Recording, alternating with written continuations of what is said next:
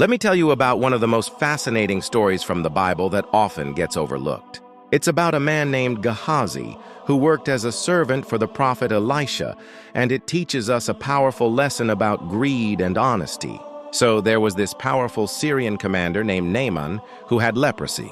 After Elisha helped cure his disease, Naaman was so grateful that he offered him a fortune in silver and fancy clothes.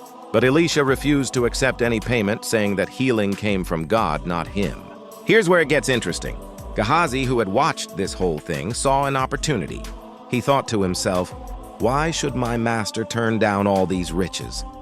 After Naaman left, Gehazi secretly ran after him and made up a story. He told Naaman that Elisha had changed his mind and wanted some silver and clothes for two young prophets who had just arrived. Naaman was happy to help and gave him even more than he asked for. Gehazi hid the treasures and went back to Elisha, thinking he'd gotten away with it. But here's the twist. Elisha, being a prophet of God, knew exactly what had happened. He asked Gehazi, "Where have you been?" And Gehazi lied again, saying nowhere. That's when Elisha delivered the crushing blow. He said, "Was not my spirit with you when Naaman got down from his chariot to meet you?"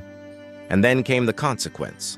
The leprosy that had afflicted Naaman was transferred to Gehazi and his descendants forever. You know, this story really hits different when you think about it. Gehazi had a cushy job working for one of the most respected prophets in Israel. He had front row seats to actual miracles, but he threw it all away because of greed. One moment of weakness, one bad decision, and his entire life changed. The lesson here isn't just about being honest or avoiding greed. It's about understanding that our actions have consequences that can affect not just us, but generations to come. It's about recognizing that sometimes the things we think will make us happy, like wealth or material possessions, can actually lead to our downfall if we pursue them dishonestly. What makes this story so powerful is that we can all see a bit of Gehazi in ourselves. We've all had moments where we've been tempted to take shortcuts or be dishonest for personal gain.